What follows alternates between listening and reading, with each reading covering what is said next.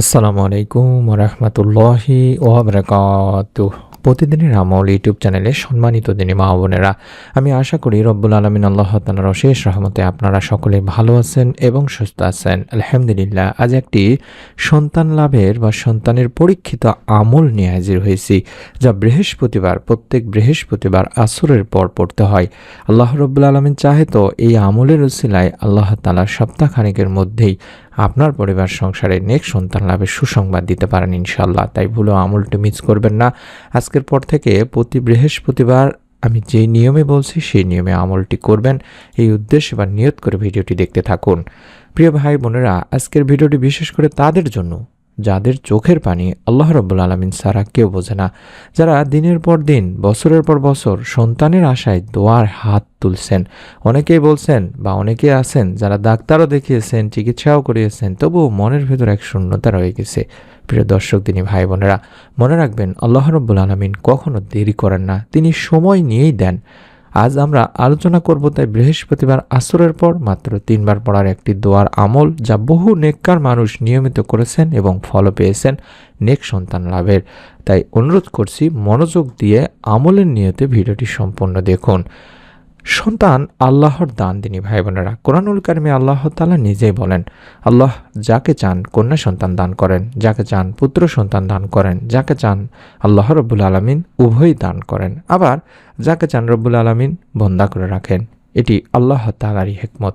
অর্থাৎ সন্তান পাওয়া বা না পাওয়া এটা কোনো অভিশাপ নয়, এটা আল্লাহর হিকমত। নবী ইব্রাহিম আলাইহিসসালামও বৃদ্ধ বয়সে সন্তান পেয়েছেন। নবী জাকারিয়া আলাইহিসসালামও চোখের পানিতে দোয়া করেছেন, আর আল্লাহ তাআলা সেই দোয়া ফিরিয়ে দেননি, তাকেও নেক সন্তান দান করেছেন। আমরা কেন বৃহস্পতিবার ও আসরের পরে আমল করব? প্রিয় দিনী ভাই বোনেরা, বৃহস্পতিবার একটি বরকতময় দিন। এই দিনে বান্দার আমল আল্লাহ তাআলার কাছে পেশ করা হয়, আর আসরের পরের সময় একটি বিশেষ দোয়া কবুলের সময়। নবী করিম সাল্লাল্লাহু আলাইহি ওয়াসাল্লাম বলেছেন, এই সময়ে আল্লাহ রাব্বুল আলামিনের কাছে চাওয়া দোয়া খালি হাতে ফেরা যায় না, যদি আল্লাহ কল্যাণের ফয়সালা করেন। আর আমরা এই সময়ে নিয়ম মেনে আমলটি করব। অর্থাৎ এই আমলটি করার ছোট্ট নিয়মটি হলো, বৃহস্পতিবার আসরে ফরজ নামাজ আদায় করুন, নামাজ শেষে শান্তভাবে বসুন, প্রথমে 3 বার দরুদ শরীফ পাঠ করুন, যে কোনো দরুদ পড়তে পারেন। এরপরে এই ছোট্ট দোয়াটিও 3 বার পাঠ করবেন, শেষে আবারও 3 বার দরুদ শরীফ পাঠ করবেন। অর্থাৎ আমরা আগে দরুদ শরীফ পড়ে নিব, আসরের নামাজ আদায় করার পরে কম করে হলো দরুদে ইব্রাহিম 3 বার পড়ে নিব, অথবা ছোট দরুদ শরীফও আপনি পড়তে পারেন।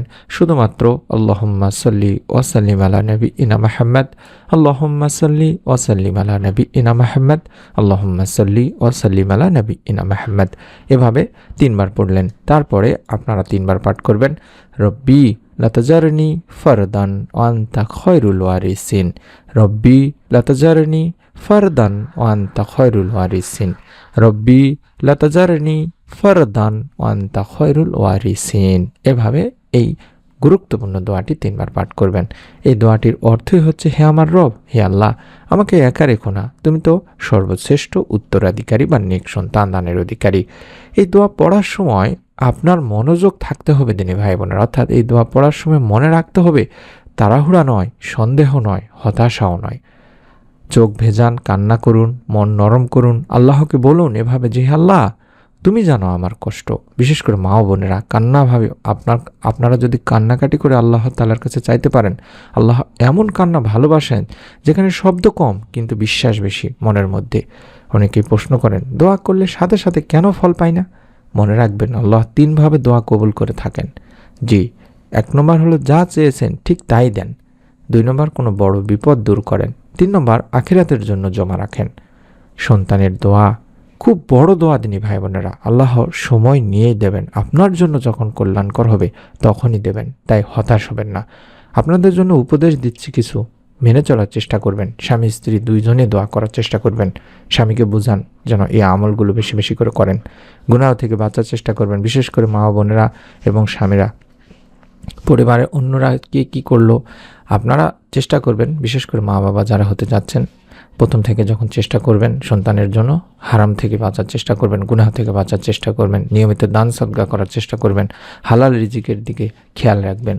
কারো সন্তান দেখে হিংসা করবেন না, বিশেষ করে মায়েরা বোনেরা, কারো সন্তান দেখে হিংসা করবেন না, দোয়া করবেন। নবী করিম সাল্লাল্লাহু আলাইহি ওয়াসাল্লাম বলেছেন, হিংসা আমল নষ্ট করে দেয়। তাই দিনী ভাই বোনেরা, এই আমলটি 7 দিন হোক, 14 দিন হোক, 21 দিন হোক, নিয়মিত করার চেষ্টা করবেন। একটা সময়কে বেছে নিন, এই সময়ে আপনি আমলটি করার চেষ্টা করবেন। পরিবারের সকল কাজ শেষ করে রাতে ঘুমাতে যাওয়ার আগে আপনি হয়তোবা একটু ফ্রেশ হয় 10টা মিনিট 15টা মিনিট সময় দিয়ে 2 রাকাত নফল নামাজ আদায় করে এই দোয়ার আমলগুলো করতে পারেন। বেশি বেশি দরুদ ইস্তেগফার করতে পারেন। ফল কখন আসবে তা আল্লাহ রব্বুল আলামিনই ভালো জানেন। আসুন আমরা সবাই মিলে দোয়া করি যে, হে আল্লাহ, যারা এই ভিডিওটি দেখছেন, যাদের চোখ ভেজা, যাদের বুক ভারী, তুমি তাদের মনের আশা পূরণ করে দাও, নেক সন্তান দান করো ইনশাআল্লাহ। আমরা বিশ্বাস করবেন কিনা দিনী মা বোনেরা ভাইয়েরা, প্রতি জুমার দিন আপনাদের জন্য বিশেষ করে দোয়া করে থাকি এই প্রতিদিনের আমল ইউটিউব চ্যানেলের সম্মানিত মা বোনদের জন্য, যে আল্লাহ দুনিয়ার এমন কোনো মা বোনকে তুমি নিঃসন্তান রেখো না, প্রত্যেককে একটি নেক সুন্দর সুস্থ সন্তান দান করো। অন্তত মৃত্যুর পরে যাতে দুখানা হাত তুলে বাবা মার জন্য দোয়া করতে পারেন, তার একটা ব্যবস্থা দুনিয়াতে করে দাও।